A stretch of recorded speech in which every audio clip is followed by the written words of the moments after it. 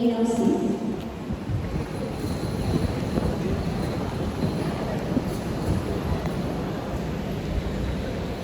To the school division superintendent, Reynalda A. Soledad was specified, represented by Chief of the Curriculum Implementation Division, Dr. Alma C. Sipra, President of the Santa Ana National High School Alumni Association, Engineer Jersla Alabasada, Santa Ana National High School Principal 3, Rodrigo Irisal, Assistant Principal 2, Wilfredo Dalumbo, Grade 10 Campus Head Sir Roger Gallo, to our esteemed academic management, administrative staff, the board of heads, grade 10 faculty, to our proud parents and families, and most importantly, the completers of the Santa Ana National High School Class of 2024, maayong buntag sa lahat, and greetings in the name of service.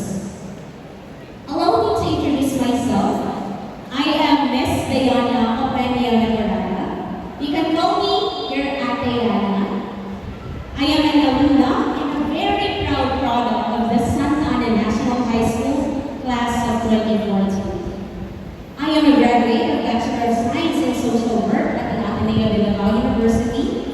I am a licensed social worker. At present, I am affiliated with the Department of Social Welfare and Development as a regional training specialist of the Pag-ibig Pamilyang Pilipino program in Region 11. I have been with the department and have been serving the people for almost 6 years.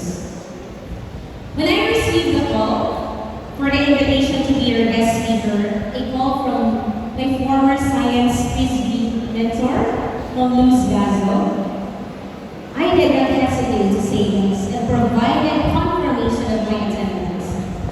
This is because I am overjoyed and thrilled to be home, to return home and to be welcomed by the school, by the institution that has shaped and offered me numerous opportunities for discovering my abilities, my talents, my intellect, and most especially, my love for service.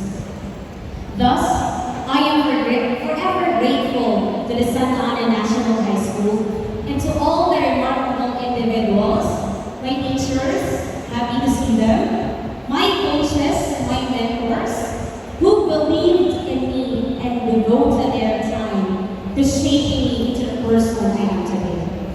And this gratitude extends beyond myself.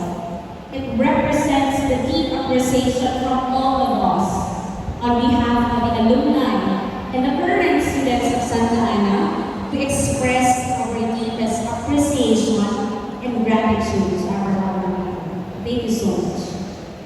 Today, truly it is an honor and privilege to be here with you to celebrate your milestone of completing junior high school, to celebrate each one of you who has embarked on this academic journey, exemplifying resilience, perseverance, dedication in pursuing your individual dreams.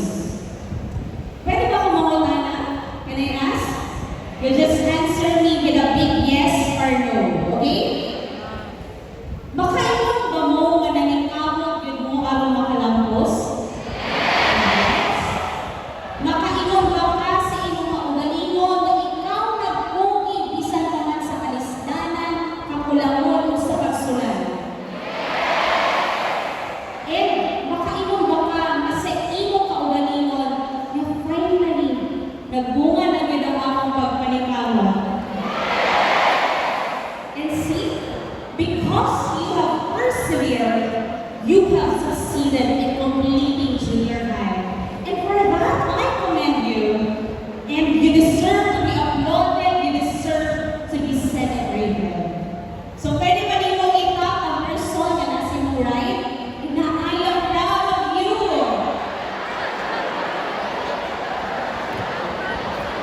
Pikas ako sa tingin ako sa pikas.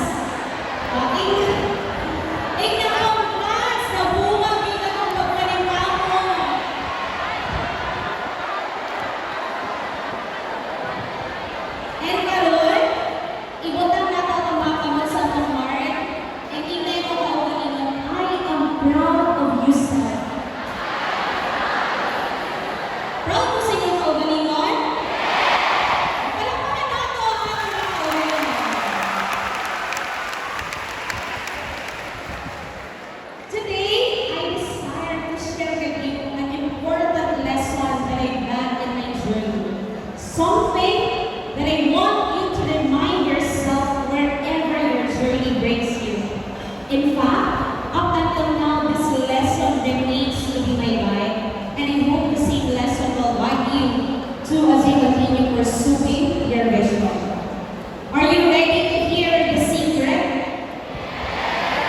I want you to pay attention and listen carefully.